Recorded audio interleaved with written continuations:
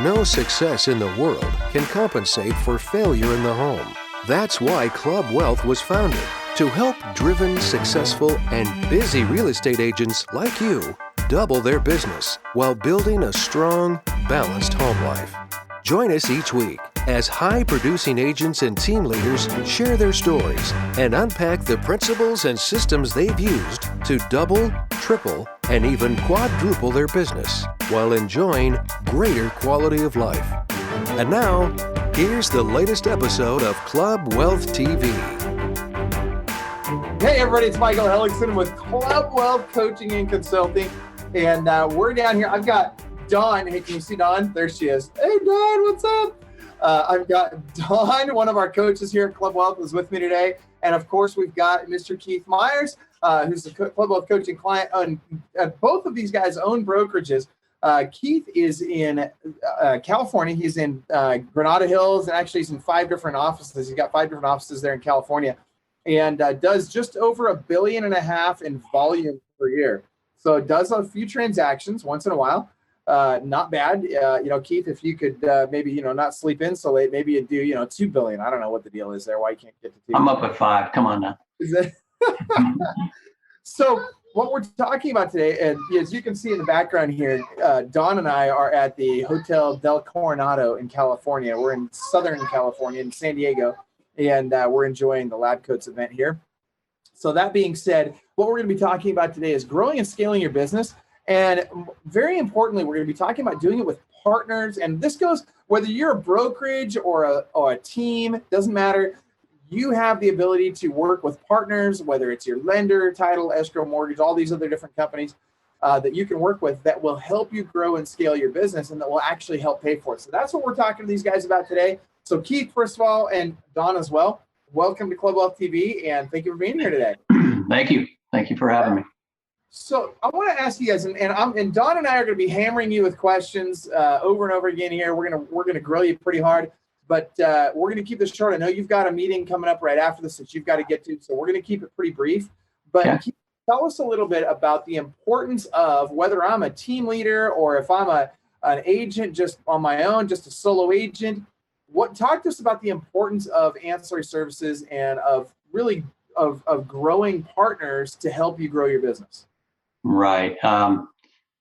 First, let me just draw a comparison. Where you are is only yards away from where the SEALs train and become SEALs. I've seen people get wet and sandy there when they do their Hell Week. Got a good friend of mine, his son, who's like a son to me, was a SEAL and then a SEAL instructor.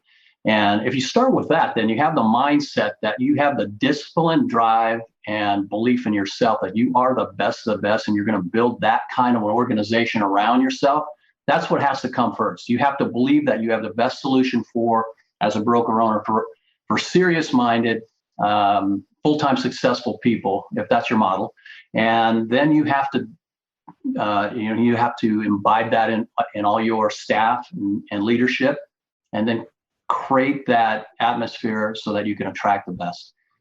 So when we're launching into what you're talking about, the multiple streams of income, we all know out there, if we're broker owners, that the profit margins are skinny, bordering on, particularly in Southern California anyway, I can speak to, sometimes negative. We've gone through some years where we're feeding the kitty instead of the other way around. So we have to constantly look at better ways to more efficiently run our brokerage, because I am a belief that we should try to have a successful and profitable company as the basis. However, we really need to look at all these different ways to grow different streams of income, as long as they can be accretive to your company and can add value to the agents that you're providing and ultimately the consumer. Talking to Long Doan and Mark Bernier, they're real good at this, and I can learn more from them, because here in Southern California, we're an area where most of the companies of size do have ownership of an escrow company. And the reason that is because if you have a brokerage and you're running on a 2 or 3% net margin for profit, sometimes a little more, sometimes a little less. Owning an escrow company can get you into a business where that profit margin could be 30 to 40%, depending on size and a lot of different things. So that's real attractive for us to try to do that. Mortgage and title and now insurance, marketing arms, property management.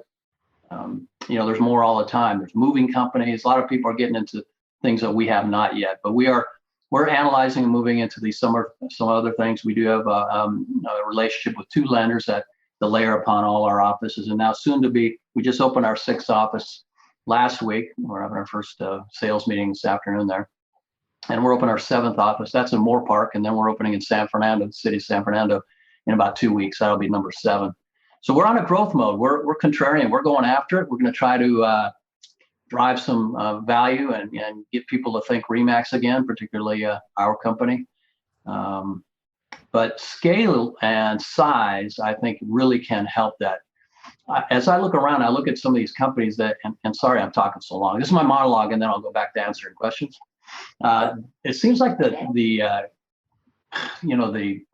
death area is to build a company of about 15 or 20 agents, and then they plateau, particularly in the RE/MAX system. Some other systems, independents, and particularly Keller Williams has done a lot better with growing large companies, large offices.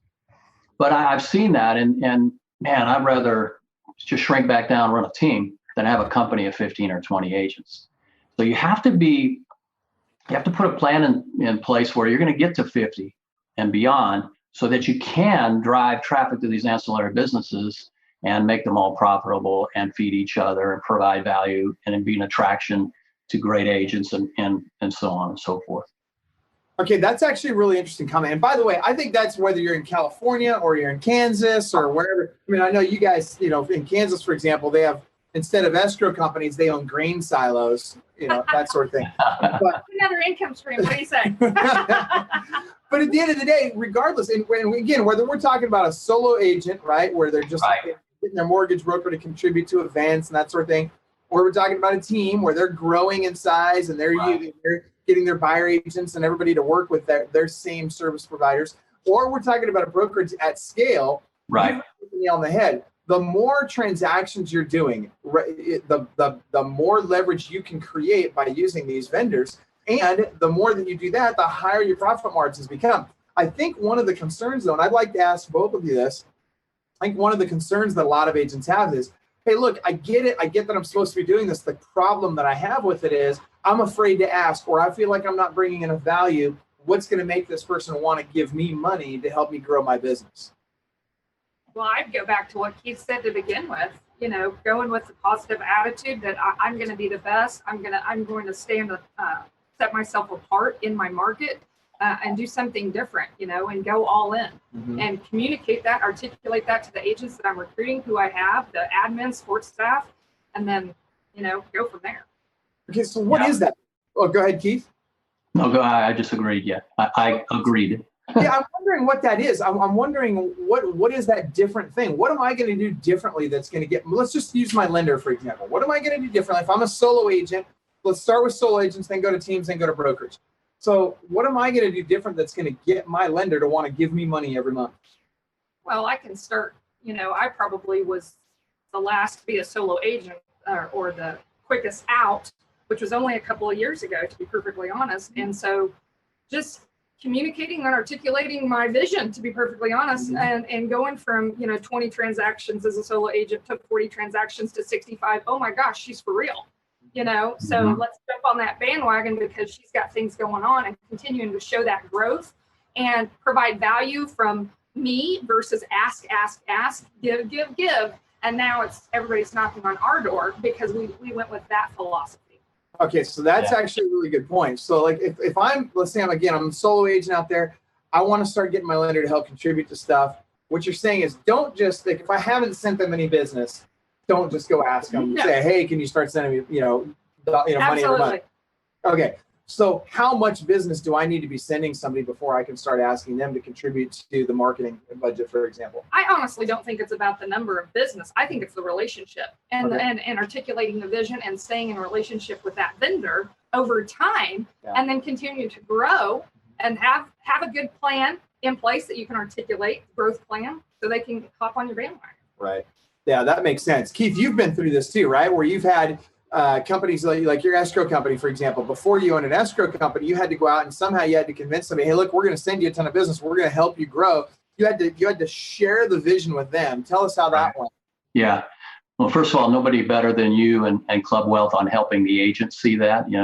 And what Don said, it was what I was going to say, which is, you have to give to get. So give something, and then you need to ask, and you have to create that relationship that's symbiotic, that you're adding value to each other. And I don't think it's a lot. I mean, once you start, once you give one, you start seeing how that you mutually benefit that way. But then on the company side, I guess it's the same thing. If one of the things that we've done in escrow is that profit is very important, but outstanding service, like any business, there's some outstanding great escrow personnel out there. It's a hard living. Some of these escrow officers work into the night, on weekends, kind of like agents. They work really long and hard, and they're real dedicated. Some, quite frankly, are not. And we all that sell real estate, we've had relationships or transactions with an escrow provider that just didn't communicate, was slow getting things done, dropped the ball, and those sort of things. So we hold our officers and assistants and the whole escrow company to a real high standard, and therefore we do pay them pretty well, and we incentivize them. We give them bonuses based on their production, and a couple of them with some laddered increases as they grow. And we found that for that reason, we have a very stable escrow company. Most of them have been with us for 15 years or more. So that's real important. If you're going to do something and you're going to build, you got to build it right. And sometimes you got to pay to play. And if you go on the cheap, you're going to blow up, and then you're going to lose the respect or support from your agents, and you got to start over again. There was a time years ago, probably about 15, 18 years ago, we had converted an escrow division, a broker escrow division, into, at the time, Department of Corporations Independent Escrow, and went through the issues to do that. At a time, none of our competitors around us were doing that. They all had broker divisions because it was cheap and easy, and barriers to entry was very low. We felt this was the professional way to go. And by the way, now we're doing about 32% of our business is outside, not controlled by our agents. So it's been a good bet. But the business was rapidly expanding. So access to good people, good escrow officers, was tough. We had somebody leave us for a reason that doesn't matter. So we had to hire somebody pretty quickly. And, out of a scale 1 to 10, this particular person, I was hoping she was a 6 because I knew she wasn't a 10, but maybe we'd get by for a while. Well, she was a 4, and it was ugly and it was horrible, and nice person, but just underqualified. And, it put a chink in our armor, and it took a while to get past that. So we replaced her eventually, and now have who I think is the best escrow officer in America. But anyway, we all have our favorites, but this guy's a rock star, and he leads my whole escrow company. I don't know if that answers your question, but. No, well, it does. And so, here's the thing. At the end of the day, whether you're talking about a team member or whether you're talking about, an extended team member, right, where it's, a service provider, escrow, title lender, whatever. And in this case, it's a company you own, right? You own the escrow company. And we get this going on all the time over here at the beach. It's weird. Anyway, that said, regardless, you're right. You've got to have the right people in place on your team. So I want to back up a step, because I know there's a lot of people out there that feel like, hey, I've got a service provider. By the way, those of you that are watching, I want you to do me a favor. Those of you that are watching right now, type in your screen, what are some service providers that you have a relationship with, that you work with on a regular basis, and particularly those people that stand to gain from your referrals, from you guys, agents, sending them referrals. So type that into your screen on the Facebook post right now. I'd like to see what kind of companies we're talking about here. But understand this. There's a lot of people out there, agents, brokers, team leaders, that have a friend or a service provider that they feel like does a really good job for them, and yet won't contribute financially. So I want to know what you guys have to say about that. At what point do you say, all right, I get it. You guys deliver great service. We appreciate that. But at some point, you got to fish or cut bait. You got to start sharing some dollars here. Well, I'm still in growth mode. So I haven't experienced that just yet because I'm in growth mode. So maybe Keith can speak to that a little bit better. Yeah, I think the best again are Long and Mike. They it's kind of like they're a gatekeeper. I forget the term they use, but like they're the store and you have to pay to play. If you want to come into their store, you have to pay to play. I don't care if you're my best friend. I'm giving you access and entree to some superstars. And as most of us believe, the brokerage is the center of the universe on the real estate transaction, and we drive the ship so far. Really, the consumer does, but anyway, we do that. And so for access to that, it's got to be mutually beneficial. But you provide this, and we'll give you access. At the end of the day, both win. So even if it's your best friend or your brother, I think they need to see the value of that. And if not, find a new friend or a new brother. I don't know.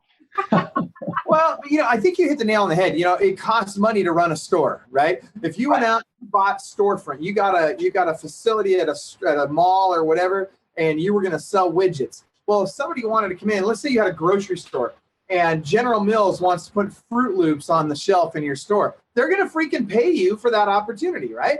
They're going to check for a portion of every Fruit Loop box that they sell. Well, guess what, guys? We got Fruit Loops in real estate too, right? Yeah. That can be taken a lot of different ways. No doubt about that. But the fact of the matter is there's some serious Fruit Loops in real estate. And, if that mortgage broker that's my friend, I get it. I appreciate you delivering great service, and that title and escrow and lender and contractors and movers like Dave, you've put some great ones in there, insurance. If you guys want the opportunity to sell to my audience, guess what? You're going to have to pay to play. That's how it works, because guess what? That audience doesn't show up here for free. We have to do something to get them to show up here, and that costs us a lot of money. So expecting you to contribute to help offset that cost, that's not too much to ask. And so I think that's really, if there's one message I'd like people to come away from today with, it's number one, understand you're running a business. This isn't a charity, right? It ain't show friends, it's show business, right? And so if you're uncomfortable asking for them to contribute dollars, you need to take a look at, am I right for a team leader or for a broker owner? Because at the end of the day, for you to run profitably, this stuff's necessary. It's getting harder and harder and harder with all these third parties coming into real estate, trying to suck dollars out of the transaction. It's getting harder and harder and harder to make a profit selling real estate. And we've got to get more creative about how we do that. And getting in relationships with these ancillary service providers, that's one of the ways that we do that.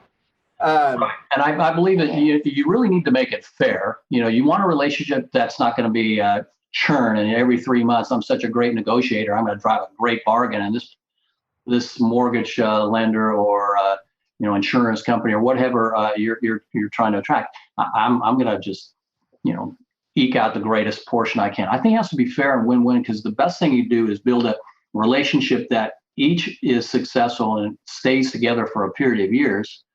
And it has to be in writing and clear to all parties, and of course RESPA compliant, so nobody gets in trouble. But I think if you make it fair and you both win, it will contribute to your bottom line, and they're going to be more incentivized to work with your agents and not just kind of work a little there and then I'll go outside and do some other stuff where I have a higher profit margin.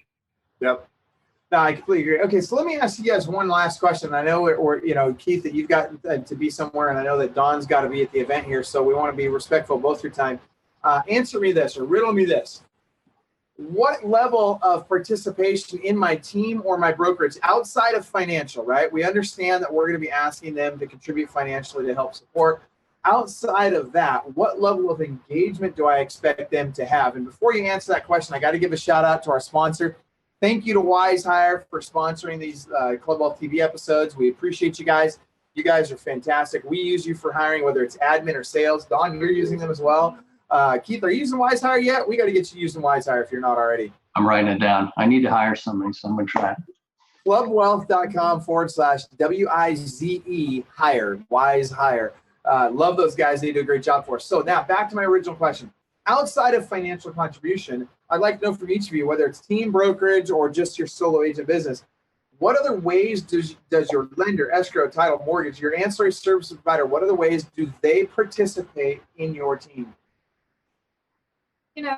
We still do invite our vendors to our client events or quarterly client events, and we have the expectation that they will not only participate financially, but reach out to their circle of people and bring them as well. We want to touch as many people on those events as possible, because that's just going to be win-win for us. So we expect to participate in any event that we're doing. So they're doing all your client events. Okay, Keith, how about you? Very similar, yeah. We have them to our sales meeting. They have exclusive entree to our clients at sales meetings, all our events. And then one of the official charities for RE/MAX is Children's Miracle Network. And locally, that is Children's Hospital of Los Angeles. And my wife, Chris, has a great heart for the kids, as we all should and do. So she has taken this initiative for our company and built events. She did a Valentine's dinner last year and a small golf tournament, which is a lot of work, by the way. And we're getting ready to do a casino night. And we engage our partners to be involved with their time and talents and their treasure. And it's, becomes a great event. And in this case, the charity wins. We actually use it and encourage our agents to use it as an outreach to their sphere of influence as well, so that they can show their clients how well-rounded they are, and hopefully provide more. For example, this event to more money for the hospital. But we want them involved in all things we do. And by having them at the same functions over and over and over again, your agents, your clients, they start to get to know your partners, and they become kind of part of your team. They start to be seen as a part of your team. Is that right? Absolutely. Right. Okay. Now, and relationship, like you say, Mike, when you preach to me, I'm wearing my agent hat and doing events.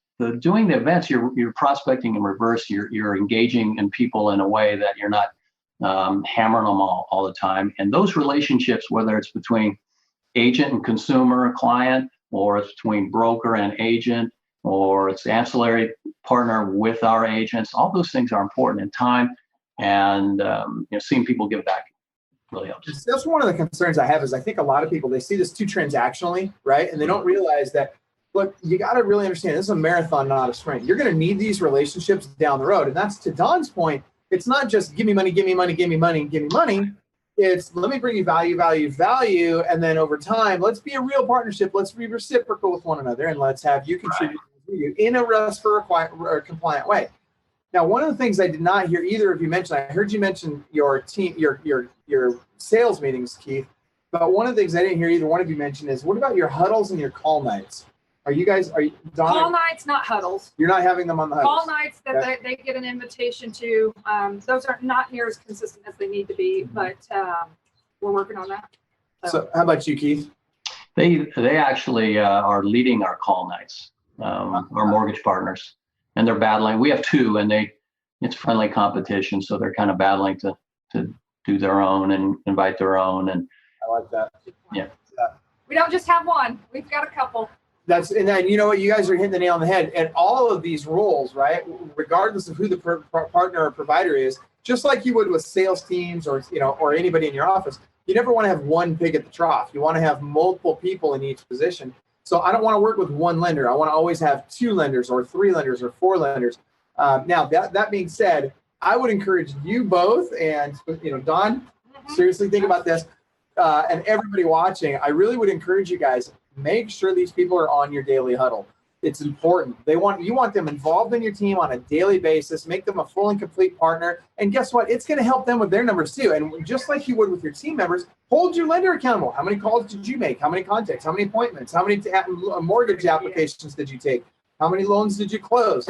And it doesn't matter if they're for your team or just at large. You want them to be successful, not just with the business you send them, but you want them to be successful in all of the things they do. And to the extent that you can show them that you're serious about that and you can help them with that, they're going to appreciate that. And they're going to want to be more involved in your team as a result, which, guess what, at the end of the day is good for everybody. So, yeah. All right. So final thoughts, Keith, any final thoughts to share with us? I think that all of us have come upon us in the Club Wealth universe to keep sharing these ideas and keep learning from each other, because I don't I'm not telling you anything you don't know, but the world is continuing to get more competitive. It's never going to get less competitive. There's always going to be new shiny pennies coming out there trying to do it better, which is what America's all about. And I applaud innovation. But we need to share these ideas and see how we can help each other so that together we can be better. And I'm glad to be part of it. Love it. Awesome. Don, my thoughts. I mean, I'll piggyback on what Keith just said. I mean, there is no secret sauce to real estate. So why not share? Why not reciprocate that giving? And let's all, be in this together. Yeah. Anyway, that being said, so Keith, let me ask this. If somebody wanted to send you a referral, what markets do you cover? Currently, LA and Ventura County, Los Angeles and Ventura County in Southern California, and hopefully more counties as we move along. Love it. And so if you guys want to reach out to Keith, you just comment in the Facebook post here. And Don, where are you located? I'm in Manhattan, Kansas. Man, it's funny how when you say Manhattan, Kansas, all of a sudden it feels like a big place. But like, what, one stop sign, two? Like how many? We've got 60,000. We're doing okay. It's a college town, isn't it? What, like cows, birds? No, we got many more cows. Many more cows than 60,000. What were you college saying? Town, though, right? You got to have a young college town, right? Oh yeah, we're K-State. Yeah, K-State. Oh, K-State. Oh yeah. Oh, it's a big deal. It's K-State. It is a big deal. Don's got like a 75% market share, so it's like, I'm working on it. So Manhattan, Kansas. You guys got any referrals there? Shoot them Don's way. Fort Riley's there. A lot of military. Fort Riley. Right on. So you're used to all this helicopters flying overhead and stuff. All right. Well, very cool. All the Manhattans are fun. Manhattan, New York, Manhattan Beach near me, and Manhattan where Don is. There you go. The little apple. That's what we call it. Are you serious? Yes. That's funny. That's hilarious. All right. Well, guys, thank you so much for being with us on Club Wealth TV today. I appreciate you guys taking the time. Those of you that are watching, don't forget to reach out to Wise Hire for your hiring needs. And folks, we will see you at, we'll see you on Club Wealth TV next week. And we'll also see you at Business Strategy Mastermind Conference in November. If you haven't signed up already, go to clubwealth.com/BSM. That's BSM as in Business Strategy Mastermind Conference. And get signed up because you don't want to be experiencing FOMO like I know a lot of people are because they're not at the event we're at today. So, all right. Have a great day, everybody. Thanks a lot. Thank you, everybody. Thanks.